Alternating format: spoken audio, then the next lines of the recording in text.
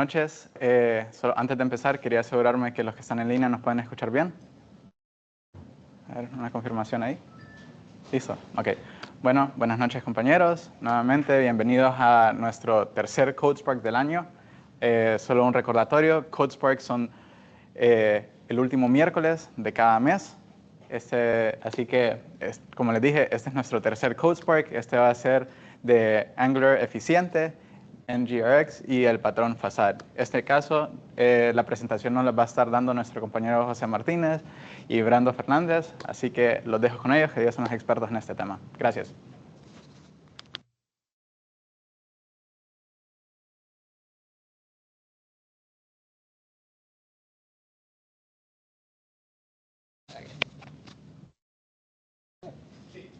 Bueno, gracias por acompañarnos, como dijo nuestro compañero Antón, en una nueva edición de lo que sería el CodeSpark.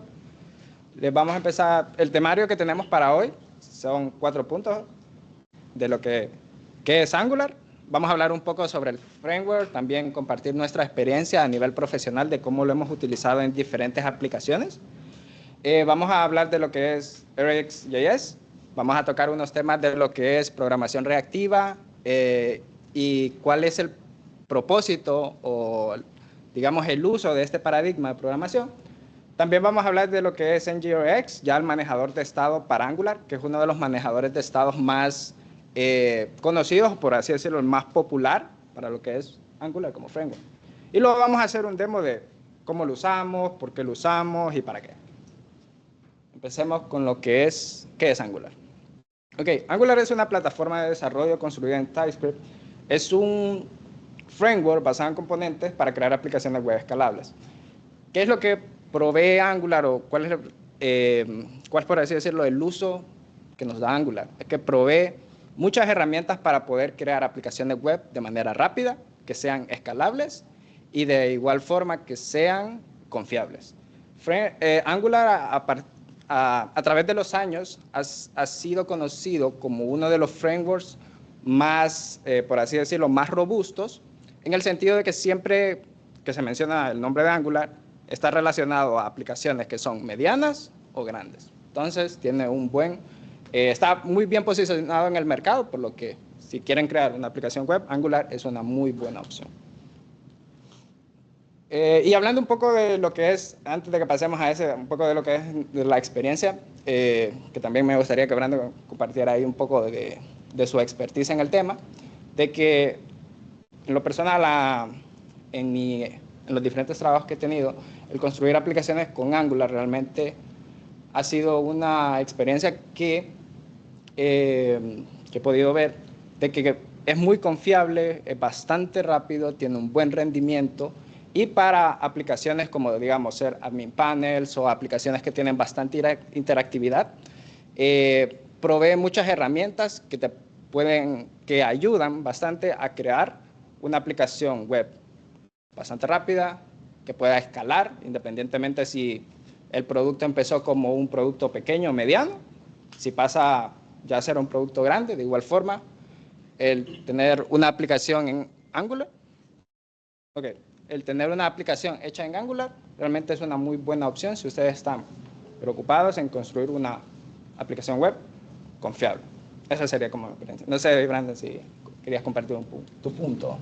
Sí, bueno, ahorita que lo mencionas, Elías, Angular, si bien es cierto que es una aplicación bastante robusta, también tiene ciertas funcionalidades y utilidades de forma nativa que no ofrece cualquier otro framework, si no es instalando una aplicación o un paquete de terceros. En este caso, por ejemplo, uno de los mayores usos que le he podido dar yo a Angular de forma profesional es el tema de los guardianes, de la generación de los servicios, el store management, por ejemplo, y la protección de rutas más que todo. Y como dice Elías, una de las utilidades más robustas o una de las cosas en las que más se ha utilizado Angular es el tema de los admin panels, por lo mismo que estoy mencionando. Así que si al día de mañana ustedes desean crear un admin panel, Angular definitivamente es una de las mejores opciones que ustedes pueden encontrar hoy en el mercado. Perfecto. Okay, sí. Ahora sí podemos pasar al siguiente tema. ¿Qué es RxJS? Antes de hablar de lo que es RxJS, vamos a hablar un poco de lo que es la programación reactiva. La programación reactiva es un paradigma de programación asíncrona orientado más que todo al flujo de datos y cómo se propagan los cambios a través de ese flujo en N cantidad de tiempo. Imaginen de que tenemos una aplicación web de la cual un usuario puede interactuar de diferentes formas, desde el momento en que entra a la página, presiona botones, llena formularios, transiciona entre diferentes páginas. Entonces, todo eso genera un flujo de datos al cual nosotros podemos suscribirnos y podemos de alguna u otra manera cambiarlo o reaccionar de diferentes maneras, dependiendo de lo que queramos crear. Entonces, pasemos a la siguiente slide. Entonces, este es como un ejemplo de un poco de lo que mencionaba, de lo que es el flujo. En este caso, tenemos como el ejemplo más básico en digamos, una aplicación web, que es cuando presionas un botón. Eso lo que va a hacer es que va a generar el evento clic sobre ese elemento. Puede ser un botón, puede ser un div, puede ser cualquier tipo de elemento web que tengamos, y eso nos va a generar un flujo. Aquí, en la primera imagen, podemos ver que el flujo se genera, solo genera eventos de clic, pero en el segundo ya podemos ver que a través del evento clic, nosotros podemos convertir eso a un string, que ya lo vamos a ver más adelante, cuando vemos lo que son observables, y a través de ese string nosotros podemos aplicar ciertos operadores para poder cambiar ese flujo de la manera que nosotros veamos conveniente, o dependiendo del uso o el resultado final que queramos. Entonces, pasemos al siguiente slide. Ahora bien, ¿qué es RxJS? RxJS es una librería de JavaScript que nos permite trabajar, o mejor dicho, programar de forma reactiva a través de lo que son los observables. Los observables es el objeto, o digamos la instancia, la clase, en la cual se va a estar representado nuestro flujo de datos. ¿Cuál es el flujo de datos? Cualquier cosa que queramos suscribirnos en la página. Puede ser algo tan simple como un evento clic, cuando el usuario entra a la página, cuando el usuario sale de la página, etc. Nos podemos suscribir a muchas, por así decirlo, funcionalidades o muchas acciones que pueda hacer el usuario. Entonces, y como conceptos clave que vamos a estar repitiendo a lo largo de esta presentación, vamos a hablar de lo que son observables, que como decimos es el objeto que representa este flujo de información al cual nos podemos suscribir. El observer, que es un objeto que recibe las notificaciones de los observables y contiene los métodos para manejar los datos emitidos, errores y cuando queremos que finalice el flujo.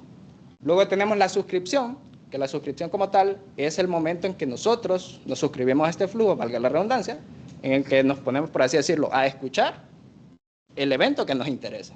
Puede ser un clic, puede ser un usuario llenando un formulario, etc. Cualquier tipo.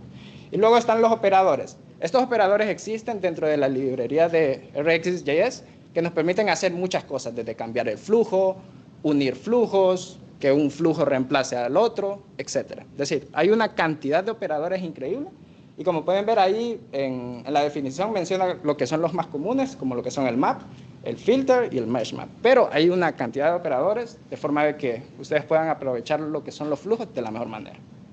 Entonces ahora sí pasamos con Brandon con los siguientes temas. Bueno, bienvenidos a todos al CodeSpark.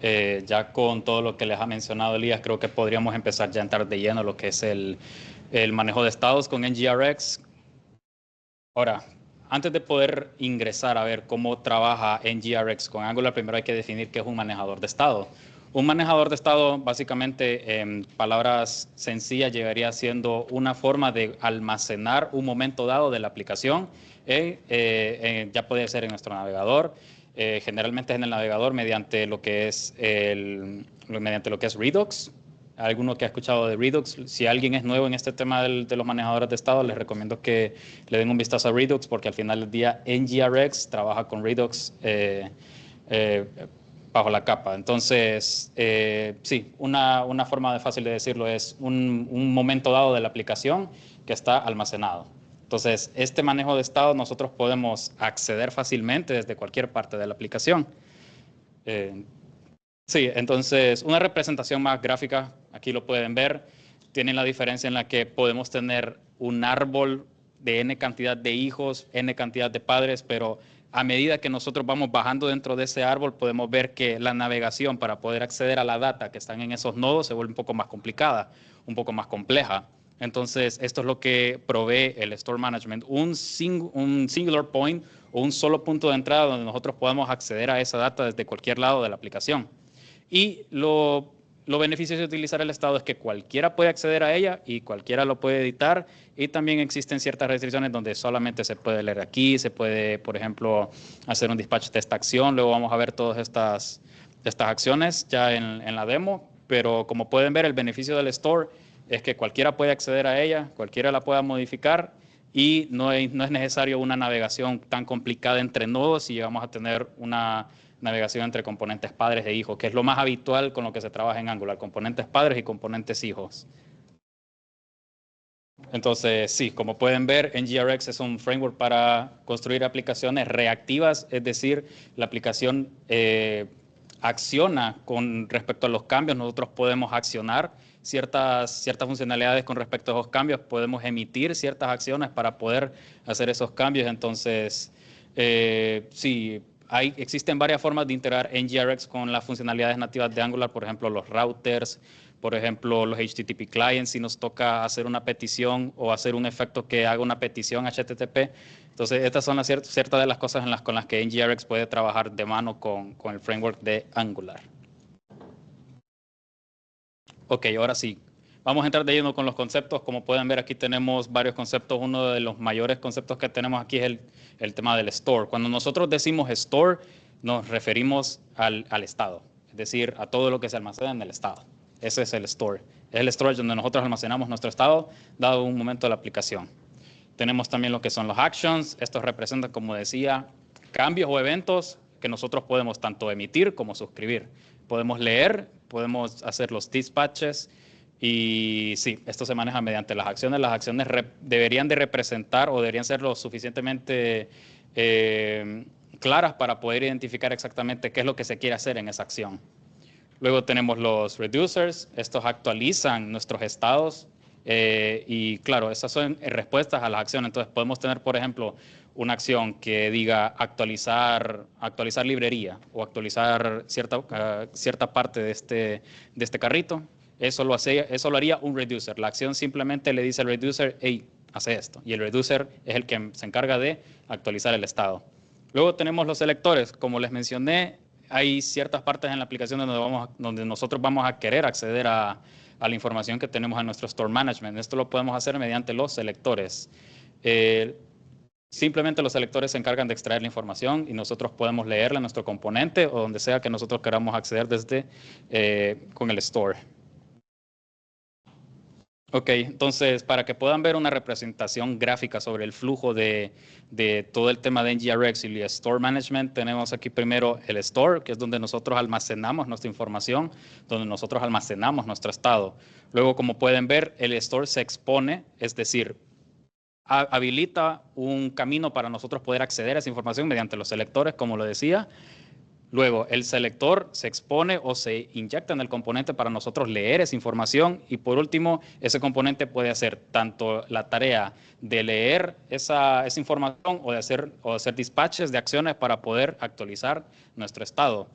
Y como pueden ver en la parte de abajo tenemos el action, que el action es el que se encarga de emitir un reducer, o bueno, hacerle saber al reducer, hice esta acción, actualiza el estado. Y el reducer se encarga de actualizar nuestro store. Ahora, hay otra parte también que son los effects. Y ustedes se preguntarán, ¿qué diferencia hay entre un effect y un reducer? Básicamente lo que hace un effect es acceder a una capa de servicios. En este caso puede ser una capa HTTP para poder hacer una petición a una base de datos externa o un API para luego obtener esa información, decir a la acción, ya respondí, actualizar el estado, y por último, el reducer actualizaría el estado. Entonces, ese sería el ciclo de vida. Ese es el ciclo de vida del Store Management, como pueden ver. Ok, entonces, ahora que ya vimos bien de lleno lo que es el Store Management en NGRX y Angular, otro de los puntos importantes de este tema es el patrón facade o el patrón fachada. Entonces, el patrón fachada llegaría siendo básicamente un patrón de diseño que se encarga de proporcionar una interfaz donde nosotros podemos acceder de forma fácil sin necesidad de inyectar el Store Management directo a nuestros componentes. Véanlo, si han trabajado en backend en algún momento o si han trabajado con repositorios, véanlo como un repositorio. Un repositorio es quien se encarga de exponer ciertas funcionalidades o funciones para nosotros tanto emitir acciones o recibir información. Entonces sí, aquí tienen una representación gráfica también. Podemos tener varios tipos de objetos en nuestro estado. Podemos tener objetos de pago, podemos tener objetos de compra, fruta, por ejemplo. Entonces, con el patrón fachada nosotros expondríamos un punto de entrada singular para nosotros acceder a esa información sin necesidad de tener que acceder, por ejemplo, a todo el store que contiene los payments, que contiene los deliveries. Si solamente nos interesan los groceries, en este caso, por ejemplo, lo haríamos mediante el facade de groceries. Ok, entonces, para darles un pequeño demo de cómo se miraría esto ya en práctica, tenemos preparado un pequeño demo también hecho en Angular con NGRX y para que puedan ver un poco mejor lo que es el tema del manejo de estados. Para eso voy a enseñarles aquí.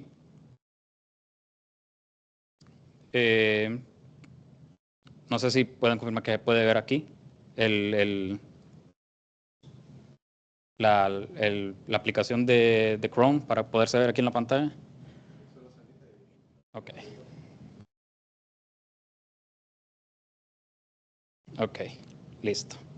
Aquí lo tenemos, entonces hemos preparado para ustedes un pequeño, imagínenlo como un Amazon en tempranas edades, es decir, un Amazon bebé. Como pueden ver, aquí tenemos en esta sección de acá lo que es una dirección, una ciudad, un país, y esto utiliza el Store Management. Esto de aquí no es que vino desde un HTTP y mediante la respuesta de HTTP lo ingresamos aquí directamente. Esto lo estamos leyendo mediante el Store, esta ciudad de aquí. Estos productos también vinieron de una petición HTTP, claro, pero no fue inyectada directamente al componente. También estamos usando el manejo de estados para poder visualizar estos productos. Entonces, el objetivo es guardar mi estado de aplicación en cualquier momento dado. Entonces, digamos que yo quiero agregar un producto, digamos que quiero agregar esta camisa. Aquí tengo mi carrito, como pueden ver, no he ingresado absolutamente nada. Esto es un componente totalmente aparte. Entonces, si me dirijo a mi pantalla de Home y agrego esta camisa, ahora pueden ver que mi carrito se ha actualizado. Pero no se actualizó porque este componente le dijo a mi componente de carrito, hey, agregué un producto. Esto lo hizo gracias al Store. El Store emitió ese evento. Entonces, aquí pueden ver el producto. Ahora tengo mi camiseta. Puedo proceder a hacer el checkout, pero para mostrarles un poco cómo se va a ver esto ya en código, vamos a hacer un pequeño overview sobre primero los stores, los actions, los effects, los reducers, para luego ver cómo nosotros consumimos esta información en los componentes. Ok. Entonces, como pueden ver, aquí tenemos ya el código.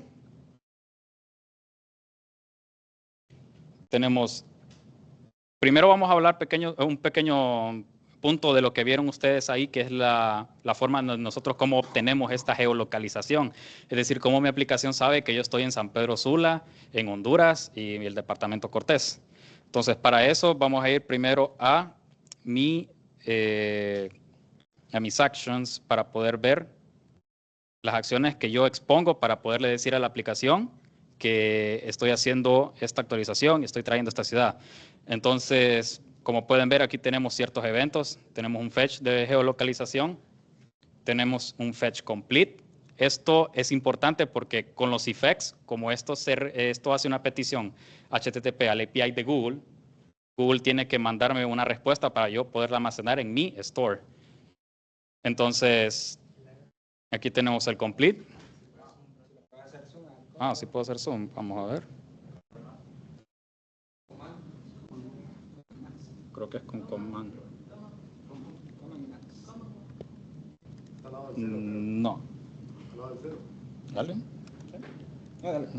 Command. Ahí está. Mucho. Listo. Problemas técnicos. Ok, entonces sí. Aquí podemos ver, voy a hacer un poco esto más pequeño para que podamos tener más espacio. Y sí, un fetch de geolocalización, un fetch complete, un fetch city, y estos básicamente llegarían siendo lo que son las acciones. Ahora, si se acuerdan que les mencioné que las acciones hacen un dispatch tanto de efectos como de reducers para poder actualizar mi estado, primero vamos a ver el de los reducers.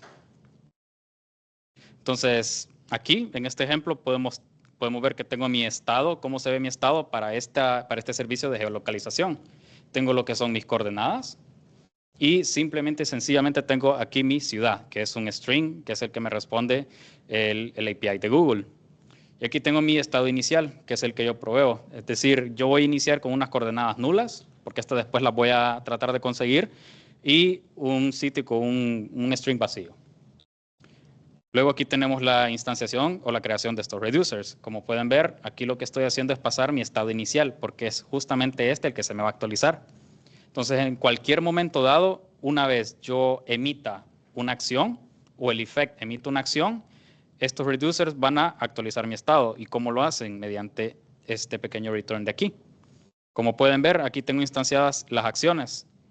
Vamos a ver esta opción que dice Update Geolocation. Como pueden ver, aquí está esta acción definida. Una vez Update Geolocation se mande a llamar o se emita, el reducer se encargará de traer cualquier información que venga de esta acción y va a actualizar mi estado. Entonces, ya con esto, creo que los reducers se pueden definir de esta forma. Como pueden ver, solamente están esperando una acción en la que se pueda actualizar el estado. Yo tengo una consulta. Diga. ¿Cómo te trabajaría con una VPN? ¿Con una VPN? Bueno, con una VPN, si el VPN solamente se encarga de lo que es transmitir el tráfico mediante otro servidor virtual, funcionaría de la misma forma como hacerlo con una petición HTTP normal. Sí, entonces, al final del día, lo que hace el cliente de HTTP es simplemente hacer una petición a un servidor, ya sea un VPN, o usted puede hacerlo dentro del VPN en sí, si tiene alojado su aplicación dentro del VPN. Sí, es básicamente eso. El VPN no debería de afectar de ninguna forma, al menos que bloquee cualquier tráfico que salga o entre de esta aplicación. Pero sí, eso sería. No sé si respondo su... Sí, era más que todo para ver el tema de la localización, por ejemplo. Ok, sí. Si yo estoy consultando desde una VPN, entonces sí, mi localización se vería afectada, porque quien obtiene estas coordenadas es el navegador, y el navegador lo hace mediante la conexión a Internet. Entonces sí, si yo estuviera conectado a una VPN, digamos que estuviera en California, aquí me saldría que yo estoy en California. Ok. Veamos los effects. Ahora, yo sé que esto puede verse un poco engorroso, pero ya sabiendo cómo se comporta un reducer y una acción, creo que podemos mejor definir cómo se comportaría este effect. Entonces vamos a ir paso a paso. Aquí tengo mi clase de ¿Cómo? Zoom. Sí, lo podemos ver. Vamos a ver. Ahí está. ¿Ahí mejor? Ok. Ok, ya con esta clase de geolocalización, aquí tenemos varios efectos. Si se acuerdan, como les mencioné, uno de los mayores usos que le podemos dar nosotros a los effects es mediante llamadas HTTP a un servidor externo o una API externa. En este caso, como yo estoy haciendo una petición al API de Google para poder traer mi ciudad, lo hago mediante este effect. Entonces, primero tengo que traer mis coordenadas. Mis coordenadas me las provee el navegador. El navegador ya tiene un API para poder dar las coordenadas de este cliente. Entonces, cuando yo mando a llamar esta acción, esta de Fetch Geolocation, le estoy diciendo a la aplicación, quiero que me traiga las coordenadas de este cliente. Cuando esta acción se recibe en mi effect, lo que hago es básicamente emitir un observable de lo que llegaría siendo la acción cuando se completa, que es básicamente con este Geolocation Complete. Aquí le estoy diciendo, ok, ya terminé de almacenar mis coordenadas. Ahora, esto de aquí que tenemos aquí es mediante la API del navegador, como les mencioné anteriormente. Esto es un callback para cuando el cliente diga, sí, doy permiso para que accedas a mis coordenadas. Y aquí hacemos el dispatch de las acciones para el reducer, que es el update geolocation, si se acuerdan.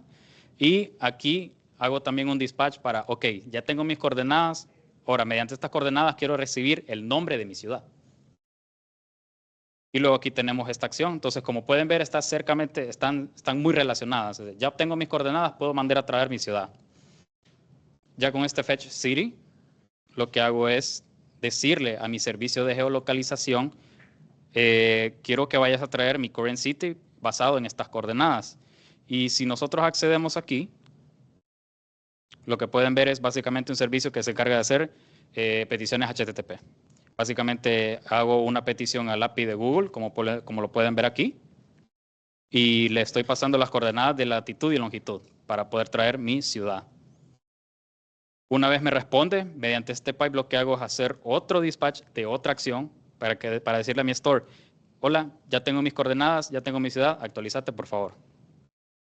Y esto de aquí, como pueden ver, Update Geolocation City, al final del día también es un reducer que actualiza mi estado. Entonces, sí, esa es la forma en la que se vería en código.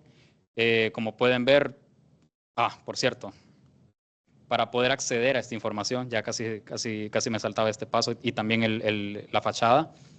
Para poder acceder a esta información, obviamente vamos a tener que acceder al store desde cualquier lado de la aplicación. Entonces, creo mi selector de esta forma. Primero quiero acceder a mi estado. ¿Cuál estado? El de geolocalización. Entonces aquí le digo, quiero que accedas a mi estado de geolocalización. Y este selector al final del día lo que va a hacer es básicamente resumir mi selección de cualquier objeto o propiedad dentro de ese estado, que en este caso sería la ciudad. Entonces, si yo desearía acceder a mi ciudad, lo haría mediante este selector. Ahora, ¿qué es lo que pasa? Aquí es donde entra en juego el patrón fachada. Para poder acceder yo a esta información desde mi componente, yo tendría que inyectar NGRX directamente a mi componente. Pero ¿qué es lo que pasa? Que algunos o la mayoría de las aplicaciones y de los patrones de diseño se rigen bajo la metodología de responsabilidad única. Es decir, mi componente no debería de saber que yo estoy usando NGRX para traer esta información. Y eso es el objetivo de utilizar el patrón fachada. Aquí básicamente estoy exportando o exponiendo una clase que se encarga de exponer funciones para traerles información. La fachada sí puede saber que estamos usando NGRX porque es nuestro intermediario entre mi componente y mi manejador de estado. Y aquí estoy exponiendo ciertas funciones para poder traer mi ciudad, para poder hacer el fetch de la geolocalización y esto poderlo mostrar en mi header. Y vamos a ver cómo se miraría eso. Aquí está mi header, como pueden ver. Aquí les estoy diciendo que para mi current city, como esto es un observable, esto no es un string como podemos ver en el estado, esto es un observable que se encarga de visualizar cada evento de ese observable. Entonces le estoy diciendo básicamente que de forma asíncrona se suscriba a ese pipe para poder mostrar la información que me está emitiendo. ¿Y esto de dónde viene? Viene de mi fachada, que es de la fachada de geolocalización. Aquí le estoy diciendo básicamente que mi observable de current city va a ser mi selector de la ciudad. Entonces, como pueden ver, esto reduce bastante código en el componente.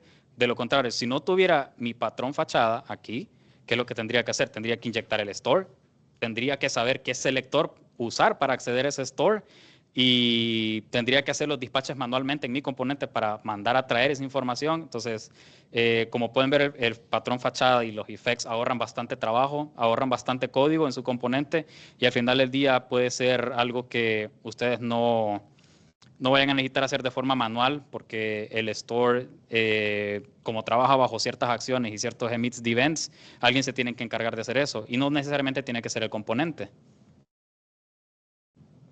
Entonces, eso sería básicamente nuestra demostración, como pueden ver.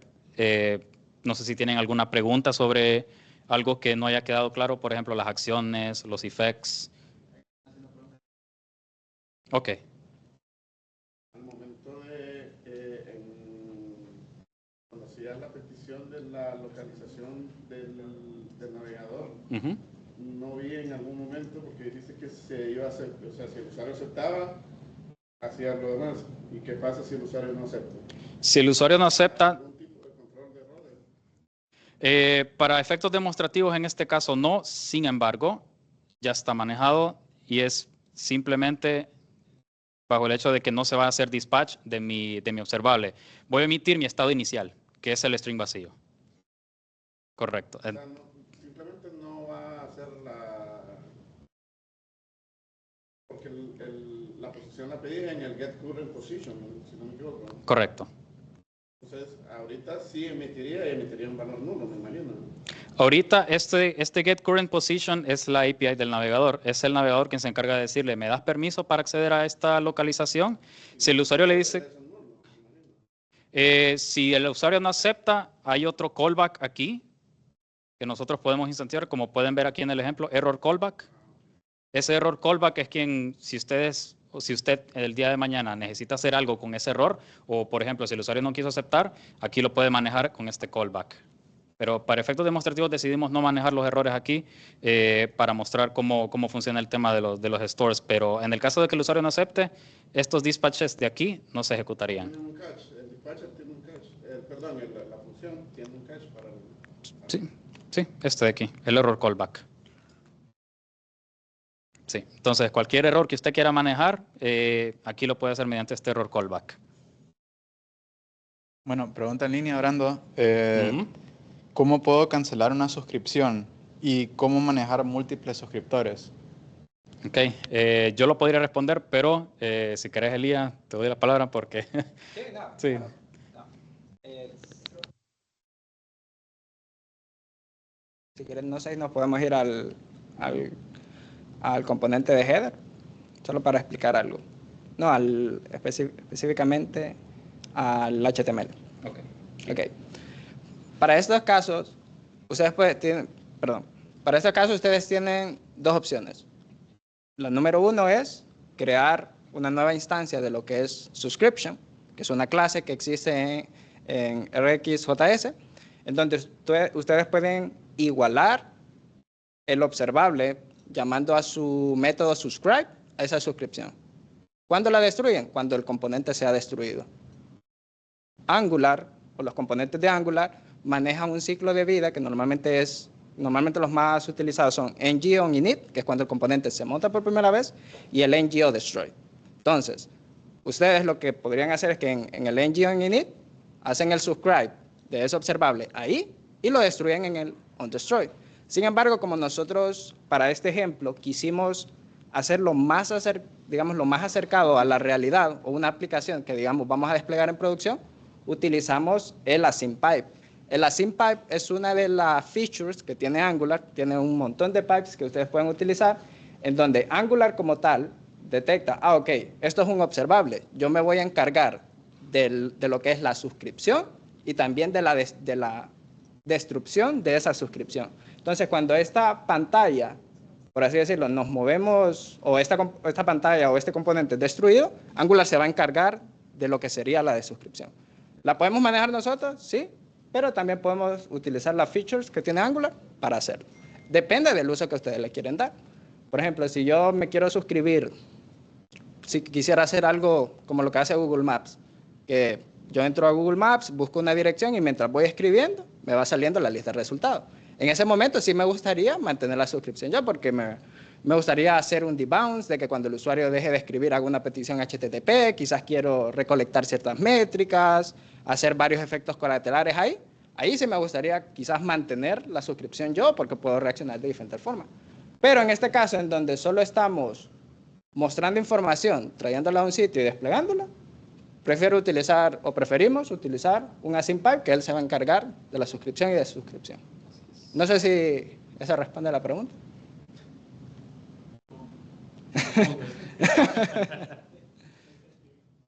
Ok. Sí, sí. Ese es un punto muy importante el que acaba de comentar de cómo manejar la de suscripción. Porque si, por ejemplo, yo me suscribiera manualmente a lo que sería el componente y me salgo de esa pantalla, esa suscripción queda activa. Entonces, se puede producir fácilmente si yo regreso a una pantalla donde hay una suscripción en la cual el unsubscribe no está manejado de ninguna manera y regreso y vuelvo y regreso y vuelvo, se están creando suscripciones que puede provocar un memory leak en ese caso. Entonces, es muy importante esa pregunta, qué bueno que le hicieron, de que siempre, si nos vamos a suscribir, manejar la de suscripción o destruir la suscripción.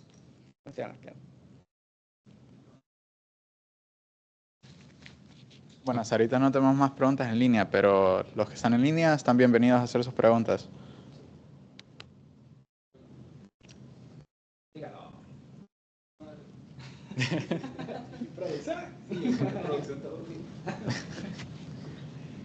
Tengo dos preguntas. La primera es en las acciones, la forma en la que declararon el objeto, donde definieron qué acciones se pueden hacer. Ese naming convention es necesario porque veo que donde hace dispatch de esas acciones, después pasa a ser camel case. Esa es la primera pregunta. Sí, ok.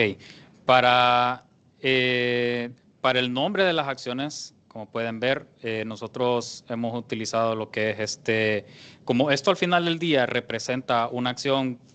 Es bienvenido utilizar Pascal Case, Camel Case. La verdad es que quien se encarga de convertir eso a creo que es un Camel Case, es el propio NGRX. Entonces, mediante el nombre de esa acción, ya lo convierte a una función Camel Case que iré haciendo de nuestra acción. Esto se encarga de hacer esto en NGRX.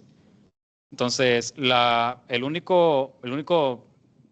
confusión, diría yo, que se puede generar de aquí es, digamos que tenemos este fetch geolocation. Este es mi evento, pero este no es el nombre de mi acción donde yo podría hacer los dispatches, por ejemplo, como aquí, que se puede ver fetch city. Y aquí en action lo tengo como fetch city espacio.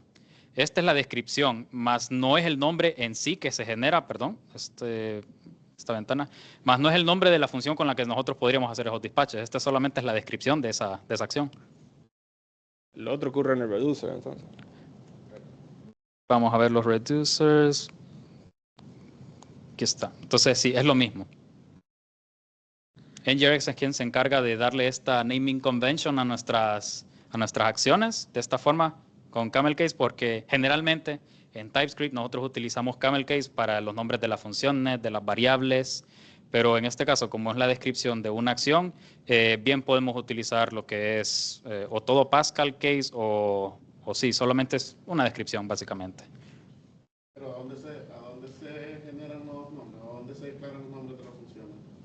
Eso sí. La descripción se declara. Correcto, aquí se declaran, sin embargo, no es aquí donde se hace la creación de esta función, por así decirlo. Eso, como digo, es NGRX y tendríamos que entrar en las entrañas de NGRX para poder identificar dónde se genera. No, o sea, mi pregunta es lo que pones ahí es lo que va a crear el nombre de la función. Correcto. Si yo pongo Pedrito, por ejemplo. Si yo pongo, que llama Pedrito. Sí. Así sería básicamente. Tengo otra pregunta con respecto a tener cosas como SEO y metric tracking. Parte de código reactivo es que no todo inicia de entrada, ¿verdad? Sino que las cosas van ocurriendo según el usuario va interactuando. ¿Cómo afecta eso el SEO? ¿Cómo podríamos asegurarnos de mantener unas buenas métricas? Normalmente, ese tipo de comportamientos, es decir, a nivel técnico, es recomendado mantenerlo en lo que es un servicio aparte, no precisamente en el estado, por lo que vos mencionás, por el SEO. Porque capaz puede ser que cuando ciertas digamos, analíticas o ciertos analizadores del SEO de nuestra página lo pueden marcar como inexistente o de pronto como que está mal implementado. Entonces, para ese tipo de cosas, sí yo recomendaría un servicio singleton que no esté en el state para ese tipo de cosas y que solo lo llames cuando, digamos, como side effects. No mantener la instancia de quizás esa, digamos, Google Metrics o lo que sea en el state, sino mantenerlo en una instancia singleton que se esté inyectado global y nosotros solo reaccionamos a través de, digamos, operadores como tap, que es para triggerear efectos colaterales dentro de un observable. Esa sería mi recomendación. De esa manera sí el SEO no se vería comprometido. No sé si eso responde a tu pregunta. Sí, tengo otra pregunta también.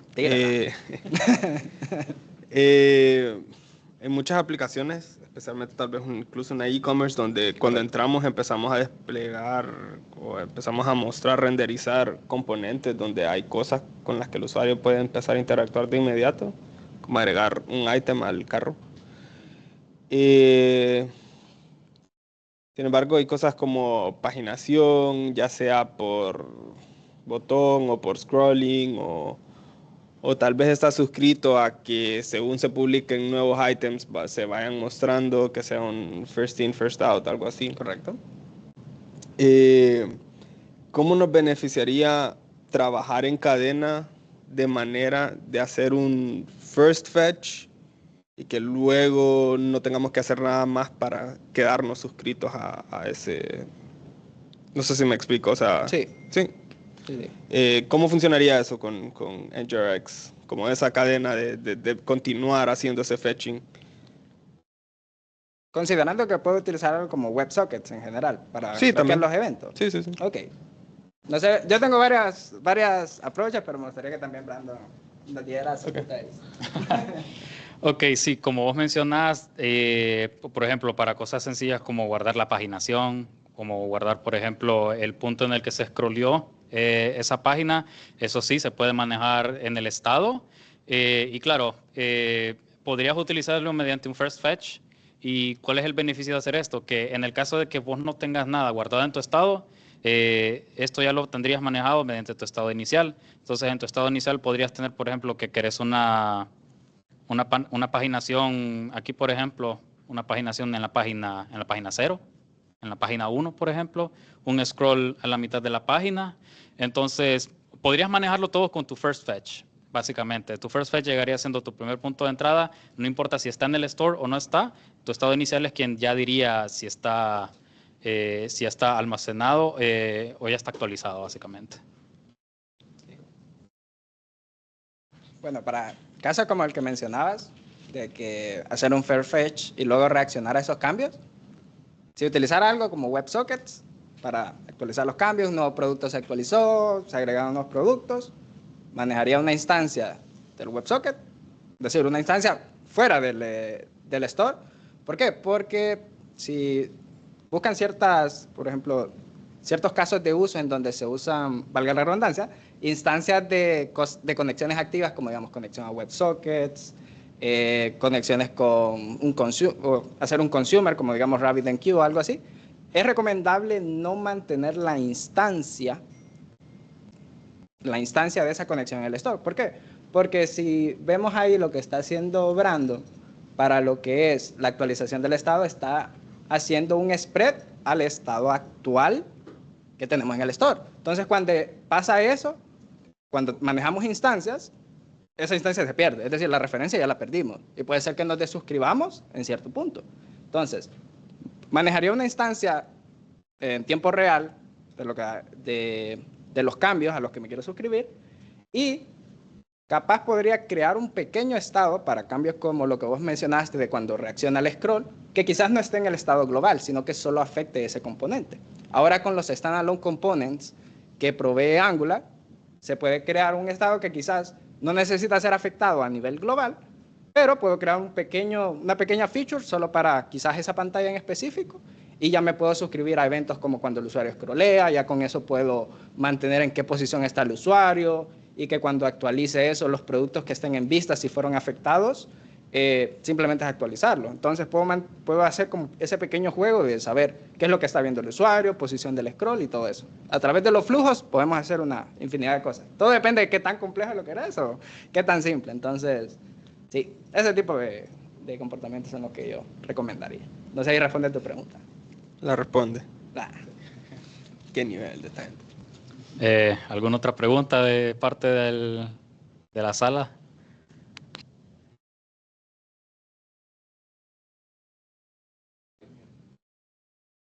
Solo un pequeño disclaimer, algo que no pusimos en la presentación. Perdón. Solo un pequeño disclaimer, algo que no pusimos en la presentación, es que si nos podemos ir a un selector, Brandon, por favor. Ok. No tocamos toda la feature, porque hay un montón. Es decir, en NGRX puede hacer el manejo de entidades, es decir, podemos combinar selectores por si tenemos cosas como tenemos productos y esos productos hay categorías y los queremos manejar en otra parte del store, eso también lo podemos hacer. Ahora bien, ¿Necesitamos un store siempre? Probablemente no. Pero cabe recalcar que agregar un state management agrega una capa de complejidad extra a nuestra aplicación, porque todo tiene que pasar por ahí. O es recomendable que todo pase por ahí. Entonces, la ventaja es que de alguna manera creamos un flujo predecible con lo que los usuarios se pueden acostumbrar. Okay, si quiero ejecutar tal acción, ya sé que tengo que ir a crear una nueva acción en el store, hacer los dispatches correspondientes, mapear side effects o efectos en caso de que los haya, y ese tema. Entonces, siempre es bueno como hacer una medición previa para ver si ocupamos un state management o no. Porque si tenemos una aplicación pequeña, capaz lo podemos hacer con instancias singleton inyectadas globalmente en Angular, que es algo que probé. Y sí, quizás un state management sería como, una vez escuché a alguien como matar un mosquito con una bazooka. Entonces, ese tipo de cosas. Entonces, sí, es bueno siempre hacer como esas mediciones y saber si lo necesitamos o no. Sí, solamente ese disclaimer. Tenemos otra pregunta en línea. Ok. ¿Cómo puedo controlar un observable que su respuesta sea nula? Ok, para poder manejar un observable, ya que es el observable quien se encarga, una vez nosotros nos suscribimos a un observable, si viene un nulo dentro de ese observable, podemos manejarlo dentro de la suscripción. Vamos a ver, creo que aquí podemos hacer un ejemplo en el header. Ok, como pueden ver, para este caso, como nosotros estamos usando AsyncPipe, no nos estamos suscribiendo manualmente a esta suscripción. Pero en el caso de que yo desearía hacer un subscribe de este observable, básicamente lo que yo podría hacer es, una de las cosas que a mí más me gusta hacer es dividir cada acción dentro de ese observable. Es decir, este observable tiene un evento de next, que es cuando se pasa el siguiente valor. Entonces, dentro de este next, yo puedo decir, aquí va a venir mi value. Y aquí podemos hacer nuestro chequeo de si ese value puede venir nulo o si es nulo. Hay otro caso también en el que nosotros no querramos recibir nulos, es decir, yo quiero que este observable jamás me reciba nulos, pero en algún momento se puede recibir un nulo, ya sea porque vino de la base de datos o bueno, por cualquier otro motivo. Para eso nosotros podemos utilizar los pipes. Los pipes básicamente llegarían siendo podemos nosotros definir dentro de los pipes acciones que se van a hacer antes de la suscripción o en medio de la suscripción. Entonces, digamos, si yo quisiera filtrar todos esos valores nulos, de antemano, yo utilizaría este pipe que se llama filter. Entonces, con filter yo le puedo decir, fíjate que no quiero que me filtres todos aquellos valores donde mi valor sea distinto de nulo. Algo así, por ejemplo. De este modo ya no tendría que hacer el chequeo dentro del next, porque ya sé que en el next, si se filtró un nulo, no se va a emitir. De esa forma nosotros podemos hacerlo. Entonces hay varias formas de manejar esos values, esos nulls. Entonces sí, todo depende de cómo lo quisieran hacer. ¿Alguna otra pregunta? No sé si te respondí la pregunta, Antón. Bien. Sí, le sé. Ok, ¿alguna otra pregunta?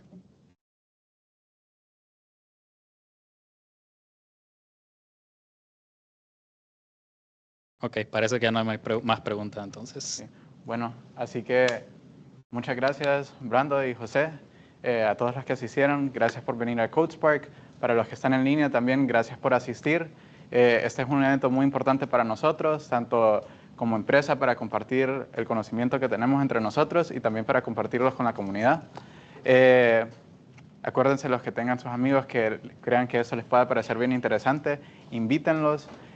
Siempre lo importante es poderse registrar a través de nuestra página de registro y después ya están, porque realmente la entrada siempre es gratis. Así que muchísimas gracias a todos y gracias a ustedes dos también.